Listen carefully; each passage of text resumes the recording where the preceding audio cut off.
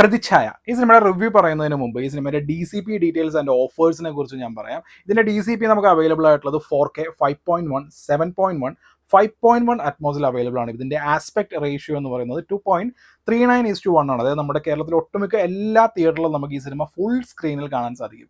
ഈ ആസ്പെക്ട് റേഷ്യോയുടെ കാര്യം ആദ്യമേ പറയുന്നത് എന്തുകൊണ്ടെന്നാൽ ഇപ്പോൾ ഒരുപാട് സിനിമകൾ പല ആസ്പെക്ട് റേഷ്യോയിലാണ് വന്നിരിക്കുന്നത്. ഇപ്പോൾ ഈ ആഴ്ച റിലീസായിട്ടുള്ള പ്രൊജക്ട് ഹെയിൽ മേരി, അതിൻ്റെ ആസ്പെക്ട് റേഷ്യോ വേറെയാണ്. ദേ വിൽ കിൽ യു എന്ന് പറയുന്ന സിനിമയുടെ ആസ്പെക്ട് റേഷ്യോ വേറെയാണ്. അപ്പോൾ ഈ ആസ്പെക്ട് റേഷ്യോ ആദ്യമേ പറയുകയാണെന്നുണ്ടെങ്കിൽ ഏത് തിയേറ്ററിലാണ് നിങ്ങൾക്ക് നല്ല ഇമേഴ്സീവ് ആയിട്ടുള്ള എക്സ്പീരിയൻസ് കിട്ടുക എന്നുള്ളൊരു ഐഡിയ കിട്ടും. ഇത് നോർമൽ സ്കോപ്പ് റേഷ്യോ ഫിലിമാണ് വന്നിരിക്കുന്നത്. പിന്നെ ഓഫർ, ഞാൻ ഈ സിനിമ കണ്ടത് PVR ഫോർമോളുള്ള സ്ക്രീൻ 7-ലാണ്. സ്ക്രീൻ 7 എന്ന് പറയുന്നത് സ്കോപ്പ് റേഷ്യോ ആണ്. സാധാരണ ഇവിടെ എപ്പോഴും മിസ്മാനേജ്മെന്റ് നടക്കാറുണ്ട്, ഇത്തവണ അത് ഉണ്ടായില്ല.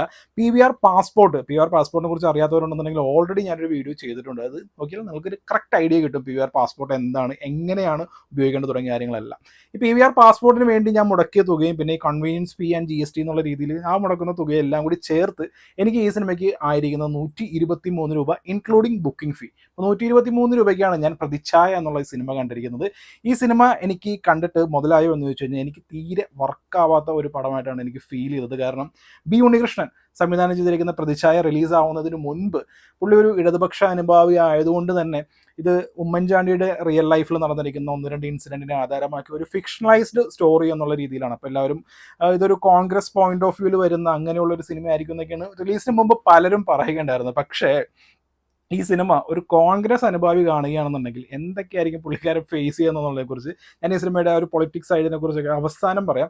ആസ് എ ഹോൾ ഈ മൂവി എങ്ങനെയാണെന്ന് ചോദിച്ചു കഴിഞ്ഞിട്ടുണ്ടെന്നുണ്ടെങ്കിൽ തുടക്കം ഒരു മുഖ്യമന്ത്രി, അതായത് വർഗീസ് എന്ന് പറയുന്ന മുഖ്യമന്ത്രി ബാലചന്ദ്രമേനോൻ അവതരിപ്പിച്ചിരിക്കുന്ന ആ ഒരു ക്യാരക്ടർ, പുള്ളി അത് പെർഫെക്റ്റ് ആയിട്ട് ഭംഗിയായിട്ട് ചെയ്തിട്ടുണ്ട്. എനിക്ക് പുള്ളിയുടെ ആ ഒരു ആക്ടിങ് മെത്തേഡും കാര്യങ്ങളൊക്കെ ഇഷ്ടമായി. ഒരു ഓൾഡ് സ്കൂൾ സ്റ്റൈലാണ്, പക്ഷേ ഈ സിനിമ ഡിമാൻഡ് ചെയ്യുന്നത് അങ്ങനെയാണ്. കാരണം പുള്ളി ഒരു ക്ലീൻ ആയിട്ടുള്ള ക്യാരക്ടറൊന്നുമല്ല, പുള്ളി ഗ്രേ ഷെയ്ഡാണ്. പുള്ളി എല്ലാവരോടും നല്ലതല്ല, ചിലർക്ക് നല്ലത് ചെയ്യും, ചിലർക്ക് ചീത്ത ചെയ്യും, പിന്നെ അഴിമതിയാണ്, പെരിങ്കള്ളനാണ്, അങ്ങനെയൊക്കെയുള്ള രണ്ട് ഡയലോഗ്സും കാര്യങ്ങളൊക്കെ വരുന്നുണ്ട്. അപ്പോൾ ഒരു ഇമോഷണൽ വൾണറബിലിറ്റി എന്ന് പറയുന്ന ഒരു കാര്യം പുള്ളിക്കാരൻ അത് ഇമോട്ട് ചെയ്യുന്നത് ഒരു ഇൻ്റർവ്യൂ സെക്ഷനിൽ വെച്ചാണ്. വിഷ്ണു അഗസ്തിയാണ് ഓപ്പോസിറ്റ് ഇൻ്റർവ്യൂ ചെയ്യുന്നത്. അപ്പോൾ വിഷ്ണു അഗസ്തിയുടെ ആ ഒരു സീക്വൻസിലൊക്കെ പുള്ളിയുടെ ആ പെർഫോമൻസും കാര്യങ്ങളെല്ലാം നന്നായിരുന്നു. ഇതിൻ്റെ ഫസ്റ്റ് ഹാഫ് മുഴുവൻ പോകുന്നത് ഈ ബാലചന്ദ്ര മേനോൻ്റെ ഈ ക്യാരക്ടറിലൂടെയാണ്. കാരണം ആ സമയത്ത് നിവിൻ പോളി അവിടെയൊക്കെ ആയിട്ട് വരുന്നു എന്നല്ലാതെ പുള്ളിക്ക് പ്രോപ്പറായിട്ടുള്ള ഒരു ഇമ്പോർട്ടൻസോ കാര്യങ്ങളൊന്നുമില്ല. ഫുൾ ഒരു ബാലചന്ദ്ര മേനോൻ്റെ സൈഡിലൂടെയാണ് പടം പോകുന്നത്. ഈ ഒരു ക്യാരക്ടറെ നമുക്ക് മാക്സിമം നമ്മൾ എക്സ്പ്ലോർ ചെയ്യാൻ ശ്രമിച്ചിരിക്കുന്നത്. അങ്ങനെ വരുമ്പോൾ ഈ മെയിൻ ക്യാരക്ടറിനെ നമുക്ക് ഇൻട്രൊഡ്യൂസ് ചെയ്തതിന് ശേഷം ബാക്കിയുള്ള ഓരോരോ ക്യാരക്ടേഴ്സായിട്ട് കാണിക്കുന്നുണ്ട്. ഒരുപാട് നിഗൂഢതകളൊക്കെ ഉള്ള ഒരു ക്യാരക്ടർ എന്നുള്ള രീതിയിലാണ് ഷറഫിൻ്റെ ക്യാരക്ടർ കാണിക്കുന്നത്. പിന്നെ അതൊരു സ്ഥിരം കോർപ്പറേറ്റ് ക്രിമിനൽ ആ രീതിയിലൊക്കെ പോകുന്നുണ്ട്. പിന്നെ ഹരിസ് രേഷോൻ്റെ പെർഫോമൻസ് ഈ പടത്തിൽ നന്നായിരുന്നു. കാരണം പുള്ളി അങ്ങനെ സ്ഥിരം ചെയ്യുന്നതൊന്നുമല്ല, ഒരു ഭയങ്കര എന്താ പറയുക, ഉള്ളിൽ ഒരു കുശാഗ്ര ബുദ്ധിയുള്ള ഒരു പൊളിറ്റീഷ്യൻ എന്നൊക്കെ പറയില്ലേ, ആ രീതിയിലൊക്കെ ഉള്ളൊരു ക്യാരക്ടറാണ്. മണിയമ്പിള്ള രാജുവിന് കാര്യമായിട്ടൊന്നും ചെയ്യാനില്ല. പിന്നെ നമ്മുടെ നായകൻ നിവിൻ പോളി, പുള്ളി ഒരു ഓൺട്രപ്രണറാണ്. പുള്ളി വേദിയിൽ നിന്ന് പ്രസംഗിക്കുന്ന സീക്വൻസിലൊക്കെയാണ് പുള്ളിനെ കാണിക്കുന്നത്. ഈ ഫസ്റ്റ് സീക്വൻസ് തന്നെ പുള്ളിനെ കാണിക്കുന്നത് ഒരു മിസ്കാസ്റ്റ് ഫീല് നമുക്ക് ഫീൽ ചെയ്യും. പക്ഷേ തുടർന്ന് അങ്ങോട്ടേക്ക് പോകുമ്പോൾ പുള്ളി ബെറ്റർ ആക്കുമെന്ന് വിചാരിച്ചു കഴിഞ്ഞിട്ടുണ്ടെങ്കിൽ സെക്കൻഡ് ഹാഫിൽ പുള്ളി CM ആണ്. അതായത് നമ്മുടെ കേരള സംസ്ഥാനത്തിൻ്റെ CM ആയിട്ടാണ് അഭിനയിക്കുന്നത്. അപ്പോഴേക്കും മൊത്തത്തിൽ കൈവിട്ടുപോയി. കാരണം ഈ സിനിമയിലെ ഏറ്റവും വലിയ മിസ്കാസ്റ്റ് ആയിട്ട് എനിക്ക് ഫീൽ ചെയ്തത് പുള്ളിക്കാരൻ്റെ ആ ഒരു ക്യാരക്ടറാണ്.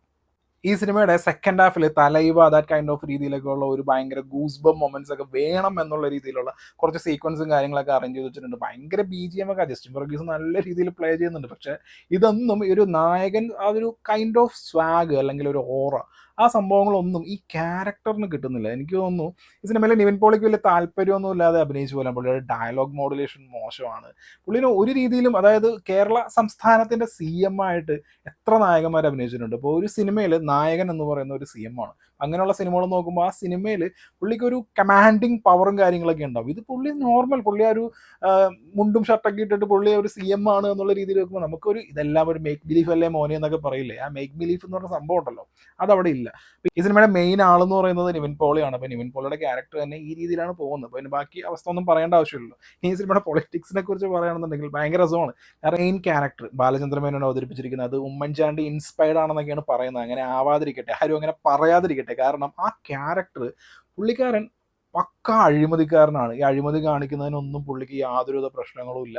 അതിനകത്ത് അഭിമാനിക്കുന്ന ഒരാൾ കൂടിയാണ്. പിന്നെ ഈ നമ്മുടെ നാട്ടിൽ ഓരോരോ പ്രശ്നങ്ങളുണ്ടാവും. ആ പ്രശ്നങ്ങൾ പുള്ളിയുടെ മുമ്പിൽ 50 ദിവസമൊക്കെ നിരാഹാര സമരമൊക്കെ നിൽക്കുന്നൊന്നും അതൊന്നും മൈൻഡ് ചെയ്യാത്ത ഈ ജനസമ്പർക്ക പരിപാടി എന്നൊക്കെ പറയുന്നത് ജനങ്ങളെ പറ്റിക്കാൻ വേണ്ടിയാണെന്നൊക്കെ അങ്ങനെയൊക്കെ ഓപ്പണായിട്ട് മകനോട് പറയുന്ന, ജനങ്ങളോടല്ല മകനോട് ഓപ്പണായിട്ടൊക്കെ പറയുന്ന അങ്ങനെ ഒരു ക്രൂക്കഡായിട്ടുള്ള ഒരു ക്യാരക്ടറാണ്. അതായത് വളരെ നെഗറ്റീവായിട്ടുള്ള ഒരു ക്യാരക്ടറാണ്. പക്ഷേ പുള്ളിക്കാരൻ ഒരു പെണ്ണ് കേസിൽ അകപ്പെടുന്നു.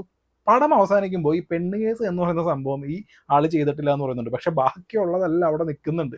അപ്പോൾ ഒന്ന് ആലോചിച്ച് നോക്കിയേ ശരിക്കും പറഞ്ഞിട്ടുണ്ടെങ്കിൽ ഇത് എന്താണ് എന്നുള്ളത്. പിന്നെ ഈ സിനിമയിൽ ഒരു നല്ല ക്യാരക്ടർ എന്ന് പറയാനായിട്ട് ഇതിനകത്തുള്ളത് ഹീറോയാണ്. അപ്പോൾ നമ്മുടെ ഹീറോയുടെ കാര്യം പറയുകയാണെന്നുണ്ടെങ്കിൽ പുള്ളിക്കാരൻ അച്ഛൻ ഒരു കോൺഗ്രസ്സുകാരനാണെങ്കിൽ പോലും പുള്ളിക്കാരൻ പഴയ കമ്മ്യൂണിസ്റ്റുകാരനാണ്, SFIക്കാരൻ.